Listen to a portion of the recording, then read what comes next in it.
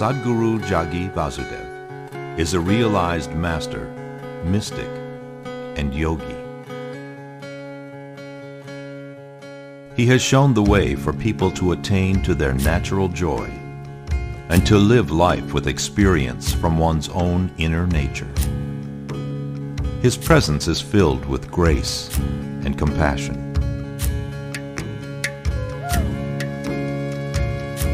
Sadhguru's scientific approach towards spirituality and work towards the upliftment of humanity have received accolades worldwide. The words that come from him in intensity and utmost clarity, from his deep understanding and wisdom, can change the very core of the being. Belonging to no particular tradition, Sadhguru incorporates what is most valid for the modern person from the spiritual sciences. His work, an outpouring of his blissfulness, finds expression in the form of a ceaseless offering to help all beings. Available to all who are willing, Sadhguru's life is an invitation to the divine through individual transformation.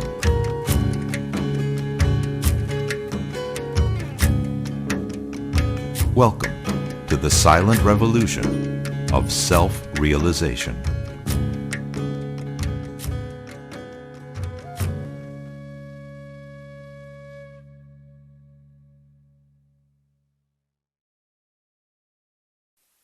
Sadhguru, the Shastras talk elaborately about the virtues required of a woman.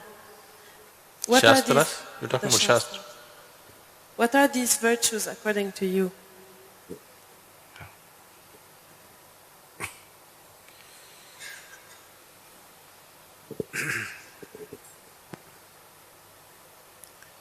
What virtues Shastras describe or demand out of a woman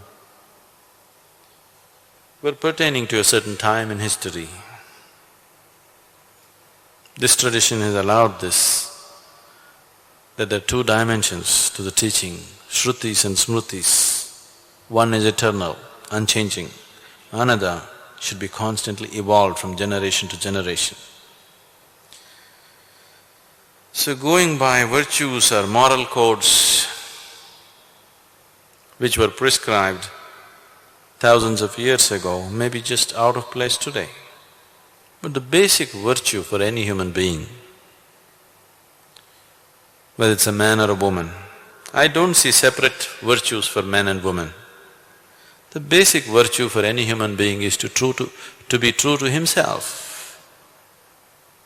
When somebody is really true to himself, then functioning in the world is just a question of adjustment.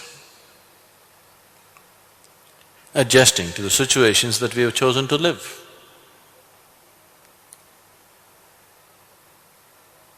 What is virtue?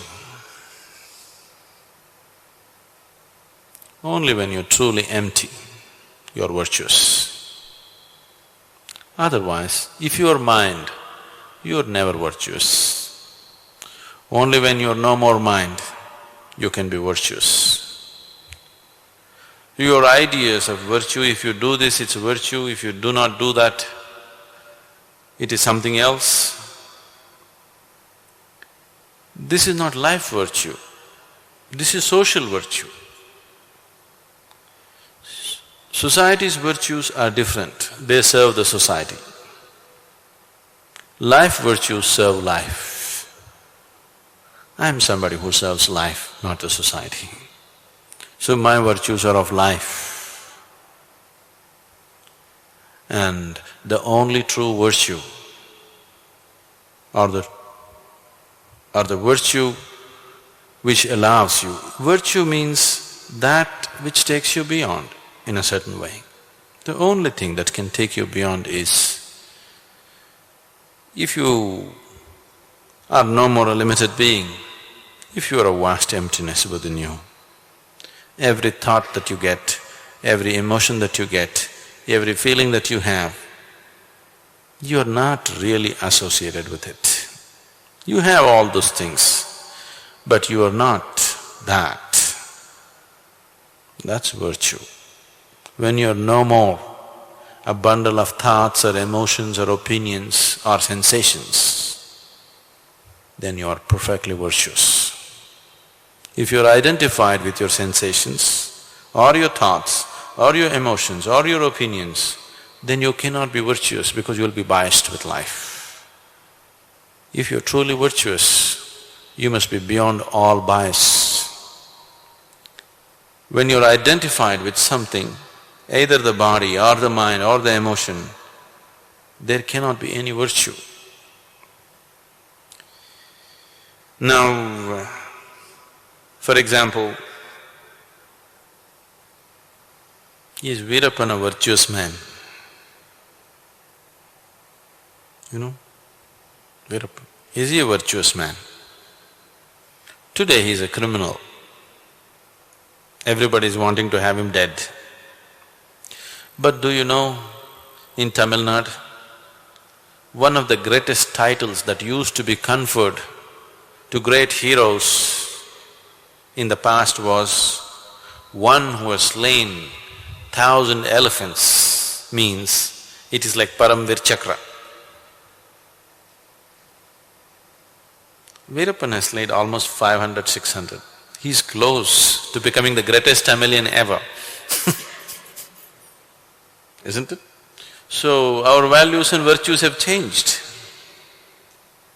Today if you kill 1,000 elephants, you are a criminal who has to be put to death. But 1,000 years ago, if you killed 1,000 elephants, you were the hero of the highest order. So society's virtues are biased against life. When you are not identified with anything, you will be absolutely virtuous. When you're not identified with anything, only then you are truly capable of compassion. When you're identified, you can only be biased. When you're compassionate, you're always virtuous.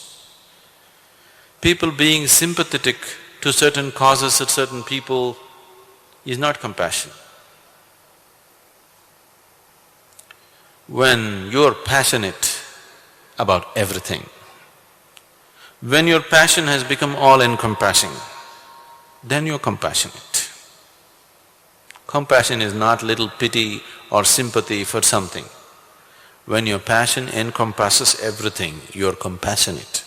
Compassion is the highest virtue in a way, and compassion is not possible if you're identified with this or that.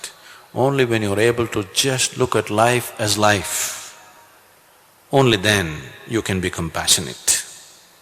If you look at it as my life or your life, no compassion. When life is just life, there is compassion. There is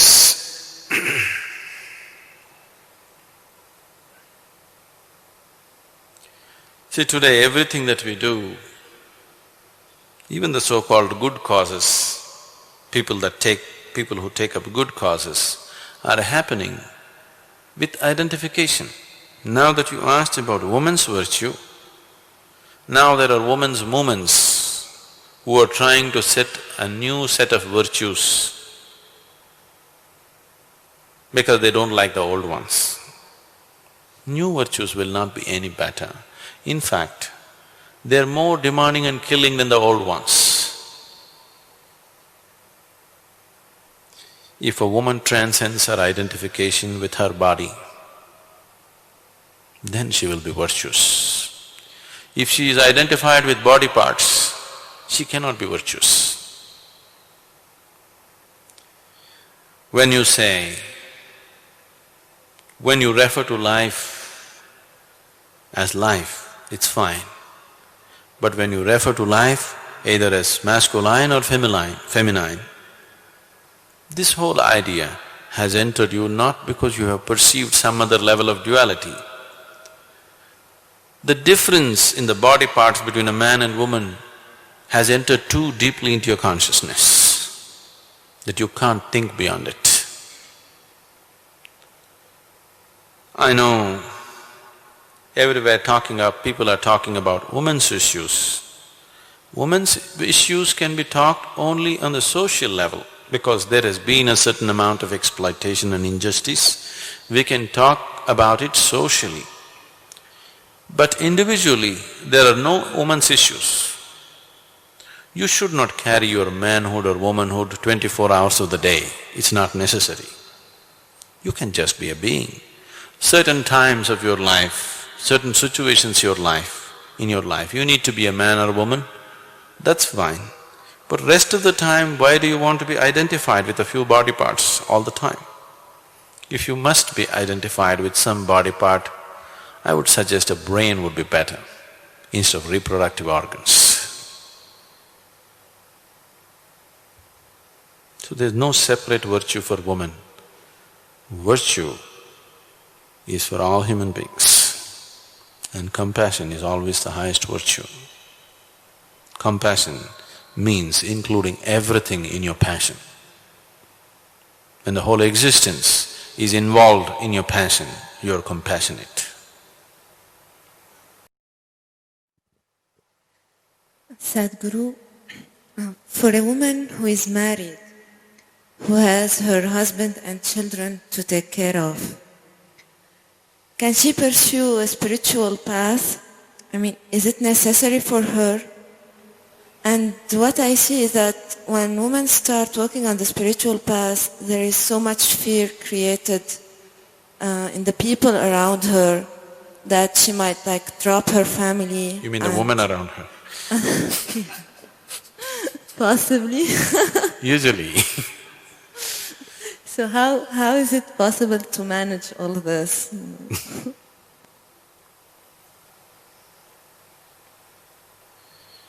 So,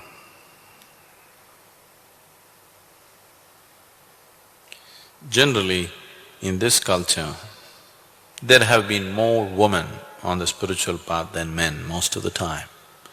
But they carried on their spirituality quietly, in the secrecy of their hearts. That is why, generally for a woman, both for her temperament and for her social situation, what was most suitable was bhakti.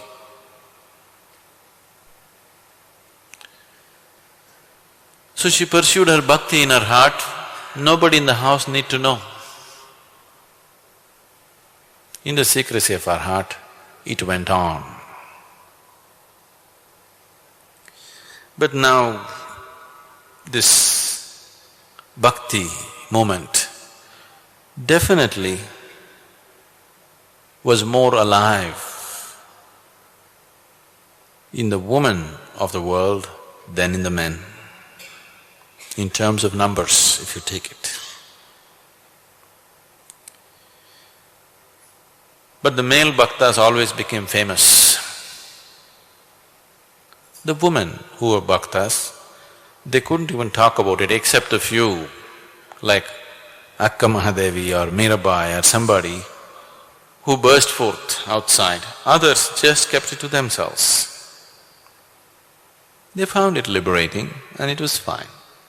They were not looking to be recognized in any way. Today, we have brought in kriyas, jnana, bhakti, everything into woman's life, which she can very much carry on in her own house. Only karma yoga, she has to move out. Otherwise, all the other three dimensions she can carry on within the house without anybody knowing about it. Except when she does kaka in the morning, little problem, Rest of the sadhana, nobody need to know. So, when the social situation or the family situation is not conducive, if it is not conducive, it's not so for every woman. For some, it is not conducive. If it is so, you just have to handle it tactfully. And that is so for man also. It is not that man is free from it. There are many families where women are stopped from even meditating. There are also many families where men are stopped from meditating. But when a woman is stopped from meditating, she can easily come here and cry before everybody. My husband doesn't allow me to meditate. But if a wife is stopping the husband from meditating, he cannot even cry before everybody, my wife is stopping me from meditating, he will just sit quietly. Once you walk the spiritual path, whether you're a man or a woman, people around you tend to feel insecure and tend to try to stop you. So they try to create some situations, in turn a little bit of suffering because people don't understand and, those unpleasant situations.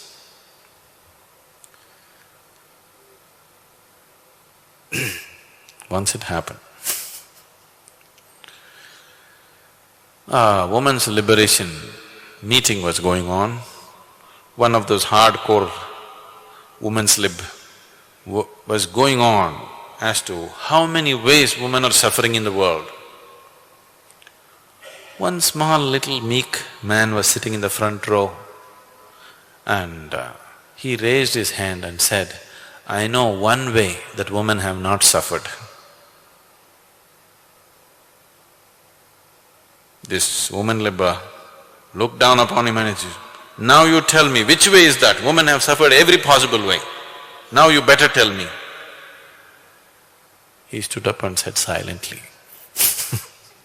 women have never suffered silently. When they suffer, they can make a lot of noise about it. When man suffers, he cannot make noise about it because he feels ashamed of that also. He suffers that also. A woman would feel relieved complaining about her situations, that somebody is stopping her from doing something. But a man suffers that sharing also. So, it is not just for a man or a woman. Once you walk the spiritual path, whether you're a man or a woman, people around you, if they are not mature enough, they will get insecure. This insecurity is because suddenly they find you're becoming self-contained, that you seem to be fine by yourself. You don't seem to need somebody else. When you were leaning upon them, they were complaining on it. When you don't lean upon them anymore, they complain about that. And this freedom is scary. And they have heard stories how Gautam Buddha left his child and wife and walked away.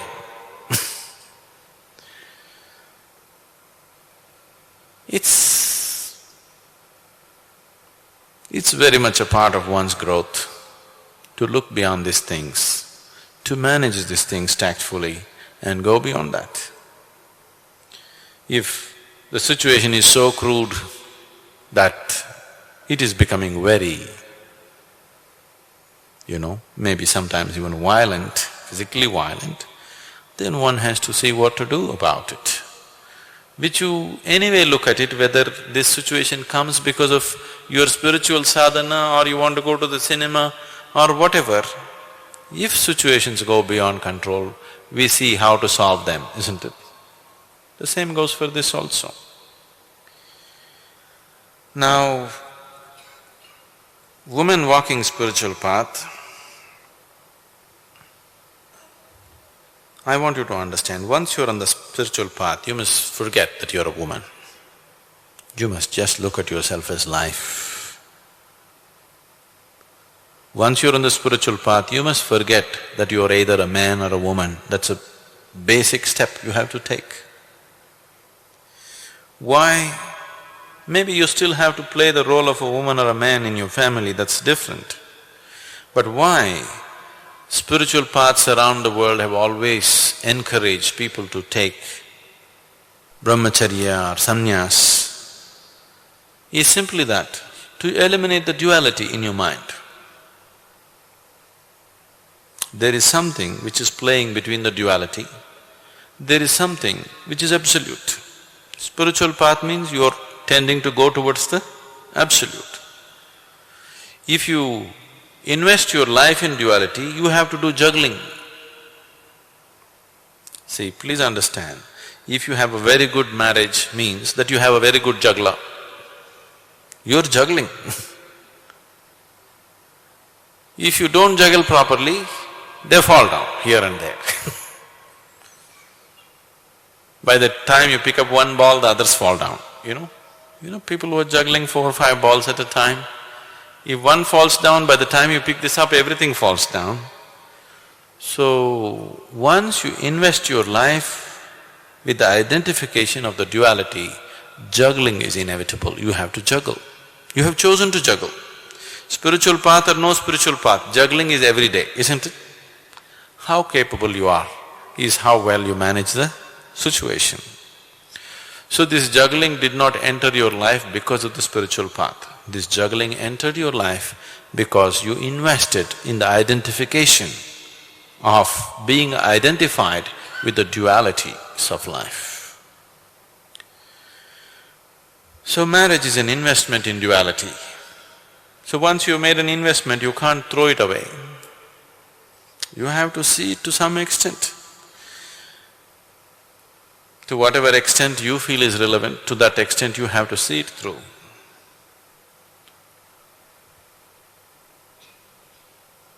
So, people around you bothering you, but unfortunately, in most homes,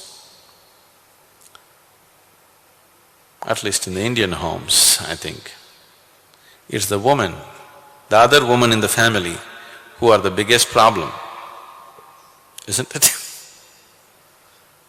Generally it is so. So what I'm telling you is the problem is not because you're a man or a woman. The problem is just that you're doing something by yourself without involving other people. So it's best you enroll all of them for yoga program. It's best that the whole family is walking the spiritual path. Then it'll be easier. But it may not be always possible. So then we have to juggle. Some female spiritual leaders have said that it is better for a woman to seek a female guru. Is it so? It's better. They say that? Okay.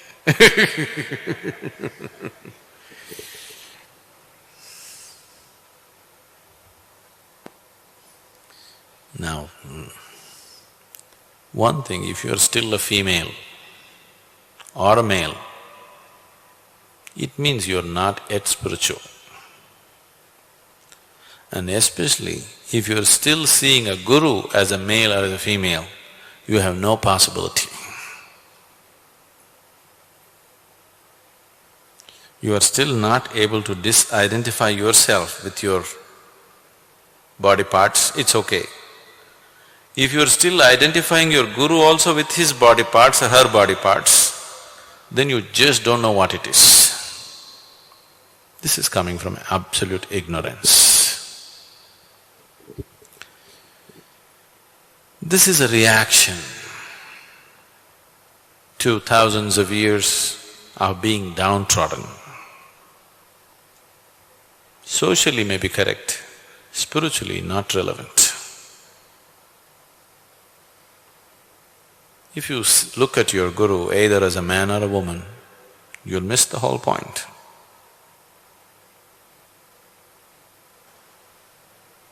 You have talked about Kriya Yoga being a path for the tough people. Are there any women Kriya Yogis on the path? Women? Women Kriya Yogis on the path? There have been, but very few, because Kriya Yoga demands a certain extreme sense of discipline and perseverance at certain stages of its sadhana. Generally, it's not that it's not possible, but generally, women did not choose Kriya Yoga because they don't like that kind of hardship. It is not necessary that Kriya Yoga should mean hardship, no. But biologically, a woman is slightly disadvantaged when it comes to Kriya Yoga. Not essentially so, but to a certain extent she is disadvantaged. But what I have seen and known is the general Kriya Yoga that was taught was mostly designed for a male because most of the practitioners were male. See, suppose all the people here who come to us are only 3 feet height. All the people who come to Isha Yoga center are only 3 feet height. What will we do? We'll build a door which is only 3.5 feet tall, because everybody can come in comfortably with that. Only tomorrow when a 6 foot tall person comes, a problem arises. Till then there is no problem.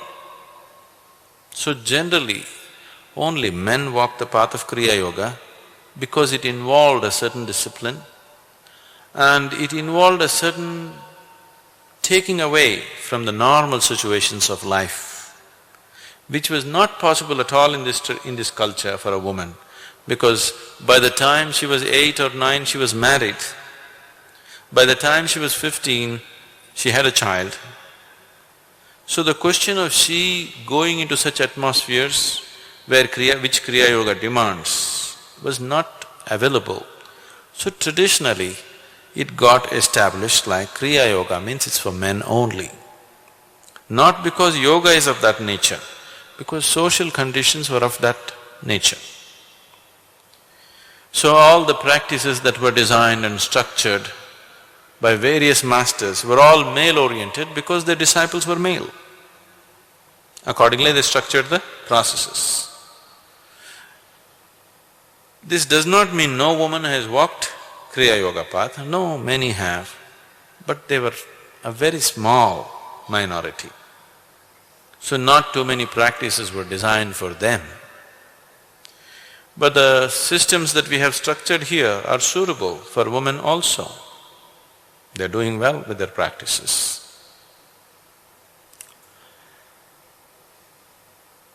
So can a woman walk Kriya Yoga? Yes, she can. But if she wants to walk Kriya as 100% path, she's slightly disadvantaged. She's come with a little handicap. So she needs little extra effort if she's willing to do that. But it's always best if one wants to progress, to mix all aspects of life, to create a proper combination of these 4 dimensions of jnana, karma, kriya and bhakti. And in a woman generally, the emotional dimension in her is more dominant than other dimensions. It's good to make use of that.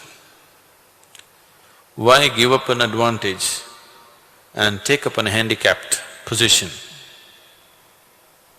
It's better to make use of the advantages that she has. What I see is, if she has a little bit of bhakti in her, then her kriyas just get fired up so easily. If she has no bhakti in her, to move her energies with kriya becomes very difficult for a lot of women. So it's better to make use of that. A man would be more comfortable generally. This is not 100%. Generally, what you refer to as masculine is more comfortable with jnana and kriya and karma. A woman is more comfortable with bhakti and kriya as a combination rather than jnana and kriya as a combination. But that's not true with every woman or every man. people, oscillate between the two. We are offering Kriya Yoga to women, we are not making any distinction. But if people raise to a certain pitch of practice, then I would also prescribe different types of practices for men and women. Because certain practices which have come traditionally are not suitable for women. It will not be conducive for their biology. To get into such practices, it will disturb the system. So accordingly, a practice can be structured. It is not that the masters of the past did not want to create practices for women. They did not because there were no women among them. That's all. Dear Sadhguru, many spiritual leaders have prohibited women from wearing rudraksha. But here I see many women also wearing rudraksha. How is this? Because there are no spiritual leaders here.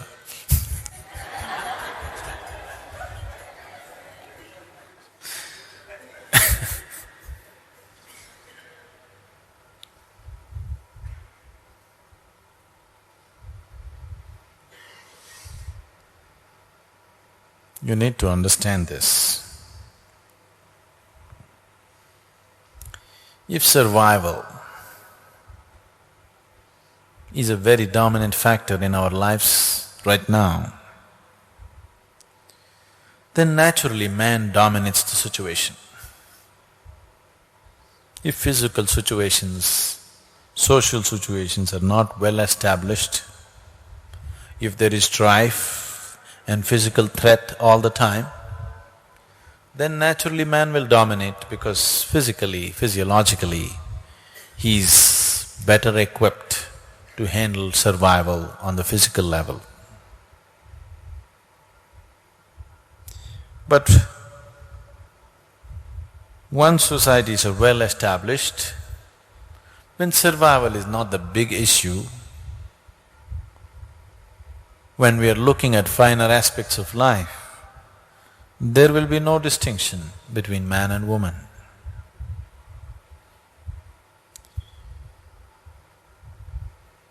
And unfortunately, the so-called spiritual leaders always wants to keep the strife in the society on for so many reasons. And their understanding probably, I think it's better you withdraw that word spiritual and say religious leaders. I don't think anybody on the spiritual path is resisting that. They are not. Certain religious groups are, because somewhere certain norms were formed when in certain phase of history, when man was all dominant, woman was very subservient. At that time, certain rules were formed. Whoever is dominant, they make the rules according to their convenience, isn't it? Always. Unfortunately, that's been the history of humanity. Whoever is dominant makes rules according to his convenience. Very few people in the world have thought of everybody's well-being, of every creature's well-being. A very small percentage of people, a very small percentage of humanity has thought and felt about every life as themselves and formed norms and rules as it is necessary for everything around them. Otherwise, most humanity has always formed rules as it's convenient for them, not for somebody else. So, what is the big problem between this man and woman?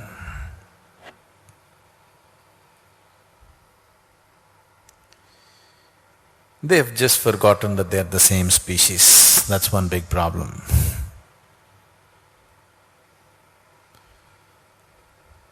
Another problem is, their intelligence is completely hijacked by their hormones.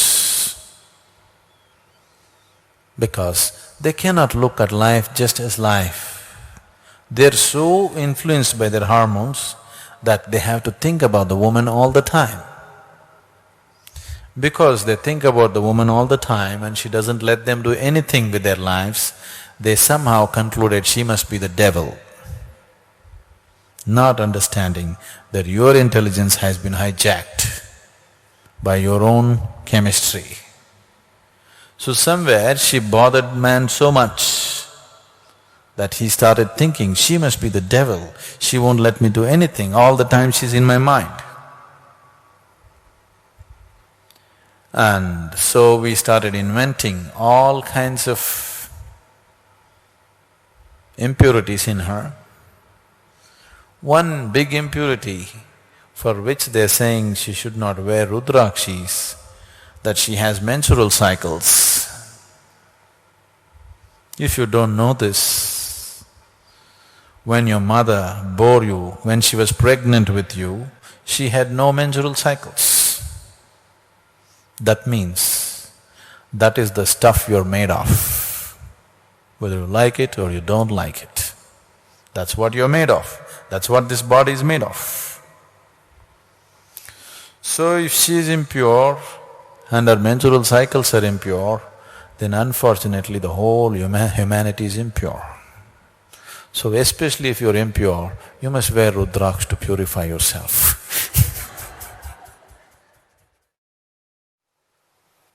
Sadhguru, what are your views on adultery? How does it affect one spiritually? If there is no love in your heart, you are anyway an adulteress.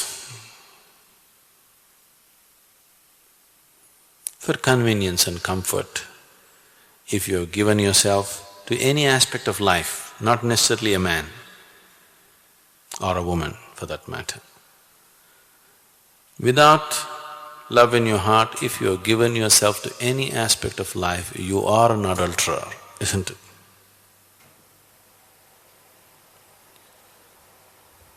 So am I against adultery? Yes, in that sense, yes, with every aspect.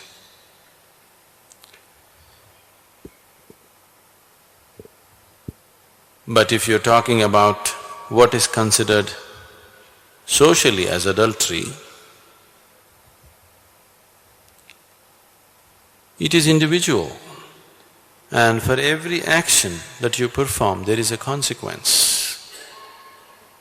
Most people I know, they are not willing to face the consequences when they come. But without facing consequences, they want to have situations that they enjoy.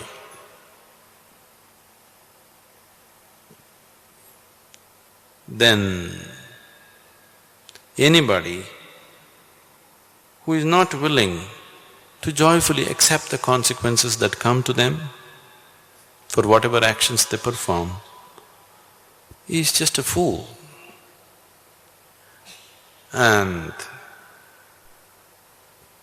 a fool is somebody who is against himself in so many ways. Anybody who works against himself, anybody who turns himself against himself or herself against herself, what shall we say about them?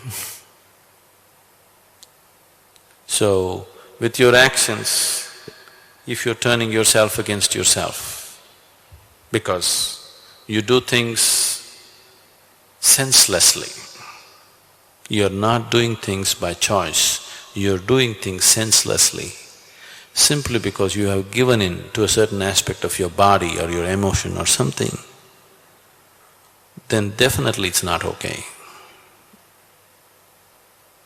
Because you will bring suffering to yourself. Anything that brings suffering to any human being, especially to himself, is it okay? Anybody who simply goes about bringing suffering to themselves for whatever reason they have, it doesn't make sense, isn't it?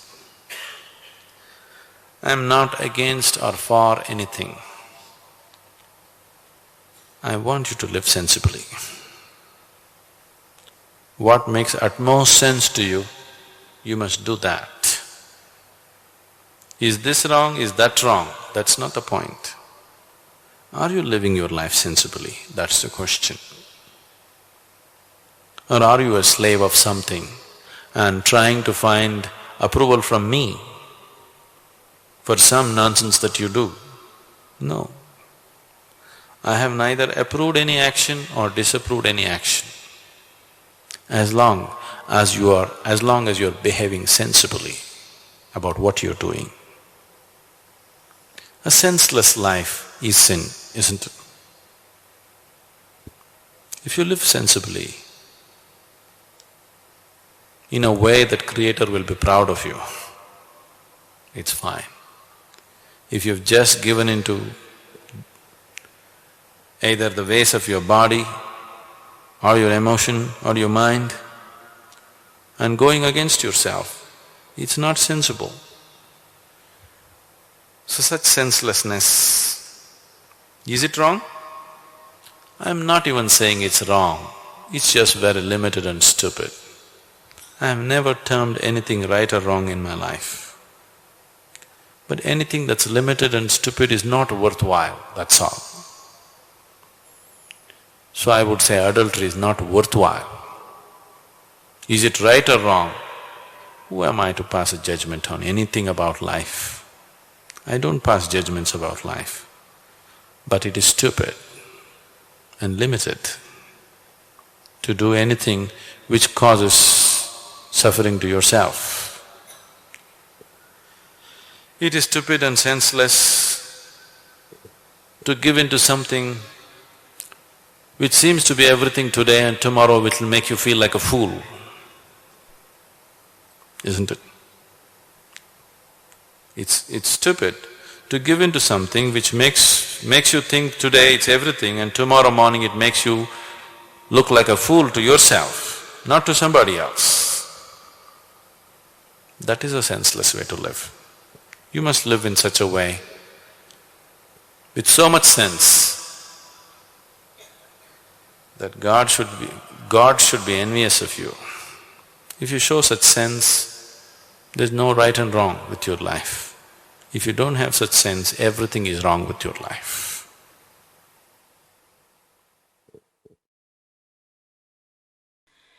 You are my perfect mirror, you show me